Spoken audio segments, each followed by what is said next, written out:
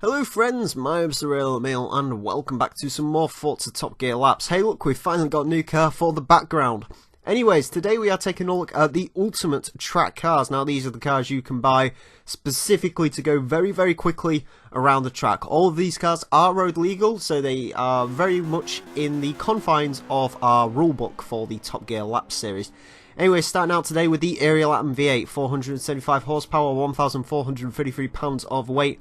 Now this car is indeed road legal, however whether you want to drive it on the road or not is questionable.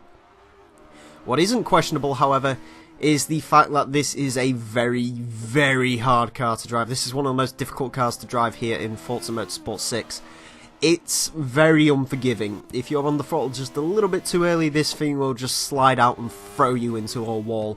However, if you get everything exactly perfect with the Aerial Atom V8, it is supremely quick around the track. This thing is just insanely quick. In a straight line, around the corners, if you get everything right, it's insanely quick. But if you make one wrong move, the Aerial Atom V8 will let you know about it. It just takes no prisoners whatsoever. It doesn't let you know when it's on the limit or anything. It's crazy quick. Back in Season 2, this was at the top of our leaderboard for a very long time. The question is, can it get to the top of our leaderboard here in Season 3?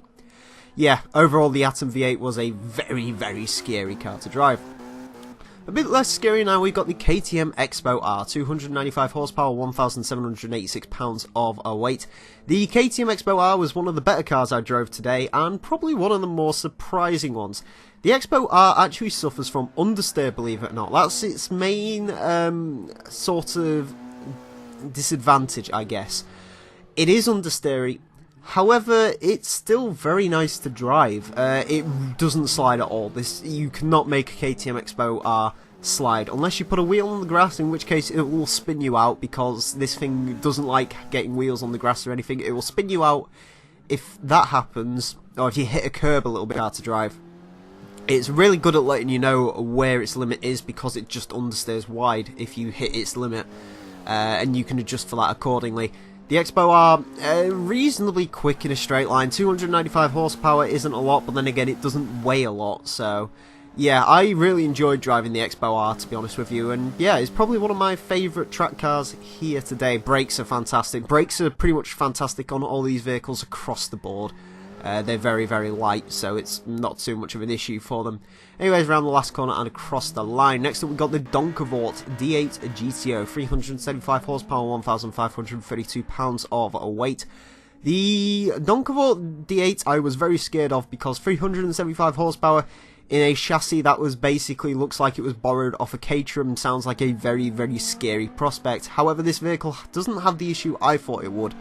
Instead, it has the issue of huge catastrophic understeer. I don't know what it is about this vehicle, but it just has the worst understeer I've ever driven in a car before. Well, maybe not that bad, but it's pretty horrific. As far as like a car from stock goes, it's one of the worst. It's terrible. I don't understand why. Other than that, the Donkavort, if you get on the power a bit early, it will slide. To be honest with you, I was too busy focusing on the understeer and staying off the power because of that, to actually see whether this thing would slide under full throttle just randomly around the corner or anything. Yeah, a bit of a disappointment, unfortunately, from the Donkavort, although, to be fair, it was still scary, believe it or not. This car is very scary, and again, another one where if you just put a little bit out of line, it will just throw you out. But yeah, Donkavort D8 GTO, sorry, understeer supreme. Next up, we've got the Caterham Superlight R500, 263 horsepower, 1,116 pounds of weight. As you can see from that start, this car basically tried to kill me from the start line. I actually spun it out just trying to get away from the start line at one point. It was that crazy. The Caterham also suffers from a nasty knack of understeer in this game. In Forza Motorsport 5, it didn't. It was very scary to drive, and it's still very scary to drive in this game. However, it had nowhere near the understeer it seems to have inherited here in Forza Motorsport 6. It's a little bit better than the Donkavort, sorry, but not by much, to be perfectly honest with you.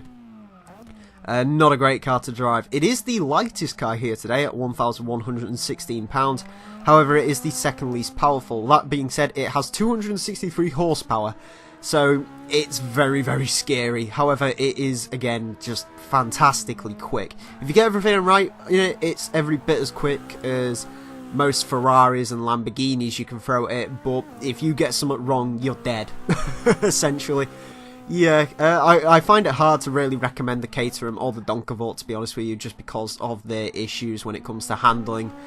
Yeah, although in a drag race, I assume this would be a very, very good car. Anyways, we move on to the more road legal style cars, the ones that actually have windscreens. We move on to the Ultima GTR 720, 720 horsepower, 2,183 pounds of weight. The Ultimate GTR, I was a little bit hesitant on throwing this around because technically it is a kit car. However, I decided to anyway because, yeah, we haven't actually seen it around the Top Gear track at all ever. So this is powered by a V8 Corvette engine. 2,183 pounds does make it the second heaviest car here today. And when you're saying that, you know you've got issues. However, it is by far and away the most powerful car here today. In fact, it almost has double the horsepower that the next most powerful car has. So, yeah, it's pretty crazy. To drive, the Ultima is very much a very scary car. It is just stupidly quick in a straight line. Probably one of the quickest we've seen in a straight line. It's fantastically quick. However, it is extremely scary to drive. This thing will just throw you out like no one's business. I know I've been saying that for basically all of these cars, but this one really will throw you out if it does not like your driving style. The Ultima GTR is a scary car to drive, however, at only 130,000 credits, I can't help but recommend it. Anyways, we move on to the Ferrari 360 Challenge Stradale, 409 horsepower, 2,844 pounds of weight. If you want to know what a good driving car feels like, you should try the Ferrari 360 Challenge Stradale.